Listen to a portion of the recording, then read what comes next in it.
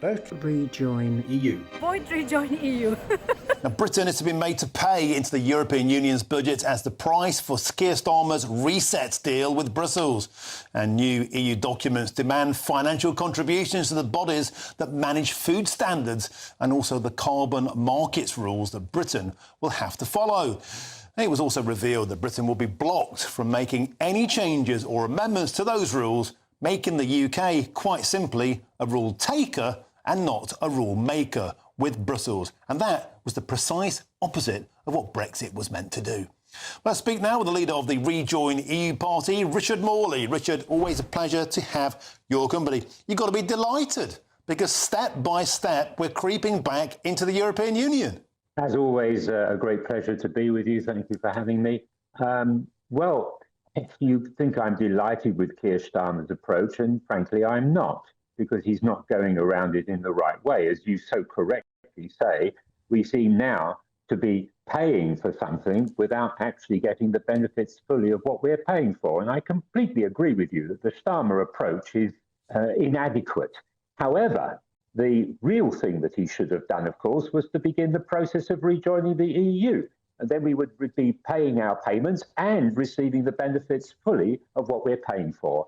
He hasn't done that because, of course, the Brexit referendum prevents him from doing so. And yet, of course, we know that at least 56% of the population are supporting rejoining. And when the vote is now given to 16-year-olds, I can firmly predict that 56% will turn into more like 60 or 65%. There is a majority now to rejoin the EU, and we should damn well get on with it. Well, the problem with that, of course, is that Sir Keir Starmer would need to be in power for that to happen. And that, at the moment, isn't looking like much of a possibility. Of course, there's a long way to go before the next general election. I digress, Richard Morley.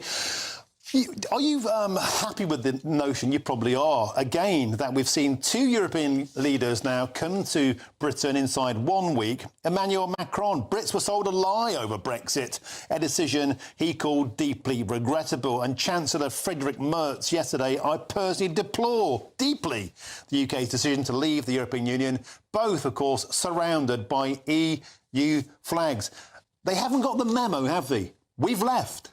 Well, of course, it does show how much France and Germany are willing and wanting us to rejoin. There is no desire in Europe to keep Britain out. They want the opposite. They believe, as I do, that standing together as nations, working together in close unity and harmony is the only way forward in this century. We cannot hope to be successful going it alone.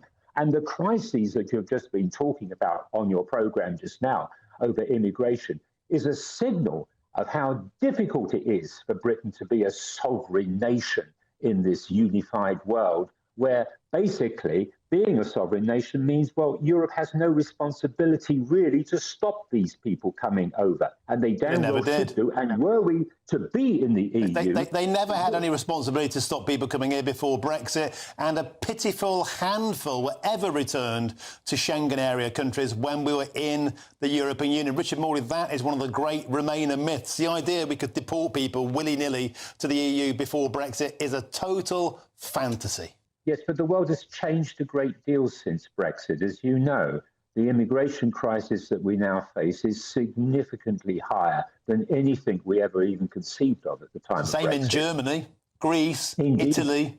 They're in the EU. Indeed. Is that because of Brexit? We are faced with not just a European problem, but it's a problem that many other countries are facing as well. Of course, America has the same issue. We have got to do something that... Well, it's an international problem which Brexit has not helped us with. If we were to be part of a bigger unit, then that burden of mass immigration would not only be shared, but we could take widespread precautions as a greater unit to prevent it from happening.